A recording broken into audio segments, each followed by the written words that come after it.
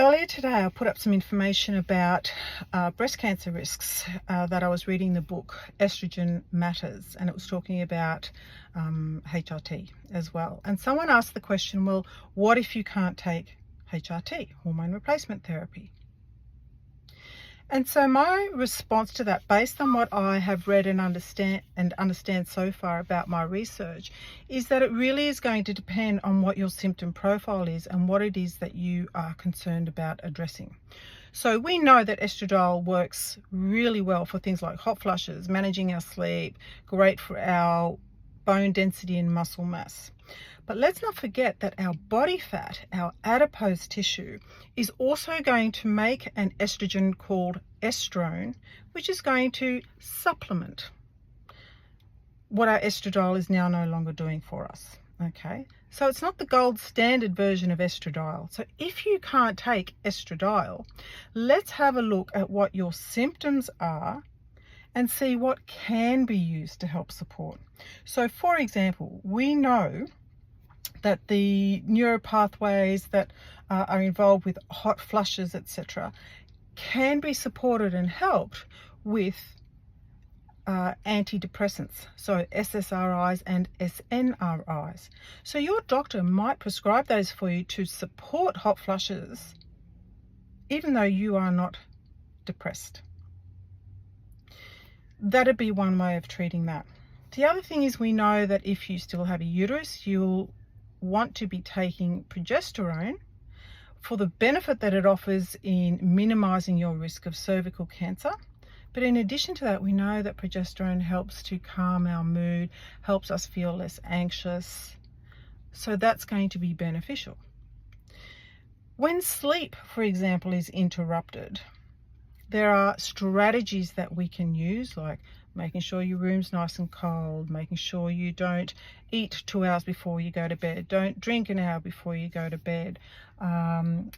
Cognitive behavior therapy is another one that at the International Menopause Conference last year they mentioned was very good for things like hot flushes, and did actually have a noticeable reduction in hot flush occurrence, and it also did benefit sleep.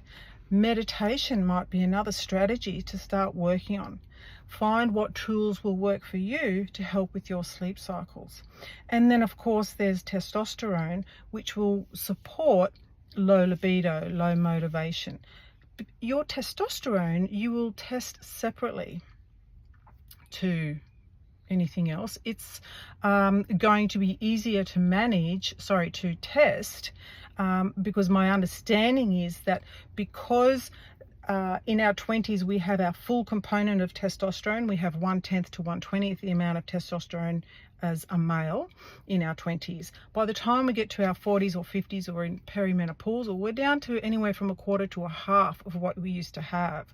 So it's my understanding that because testosterone is made in the adrenals and not in the ovaries, that it will be easier to measure, whereas measuring your hormonal fluctuations from your ovarian production, so estradiol being made in your ovaries, it's not beneficial during perimenopause. So instead of saying, what if you can't take HRT, I think we need to look at what components of HRT might you not be able to take, or might it not be as beneficial in your particular circumstance.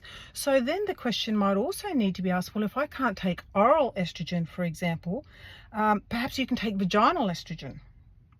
That might be a conversation worth having. And in my research, I haven't drilled down enough yet into the different estrogens, and I'm not a doctor. Okay, I'm just like you. I got a useless answer from a doctor a couple of years ago and thought this is not okay, and have started looking, and I've done a lot of coaching courses around it, but I haven't really drilled into the specifics, and it wouldn't be my area to advise. I'm just saying, based on what I know, there are alternatives. There are many people who are going to choose to go through their perimenopause and into menopause and beyond without any hormone replacement therapy at all. It's been done by 90% of women, in fact 87% of women pretty much, for the last 20 odd years since the Women's Health Initiative report came out, and everyone threw their hormone replacement therapy out the window, much to their detriment. So I think we still have to look at what else is there.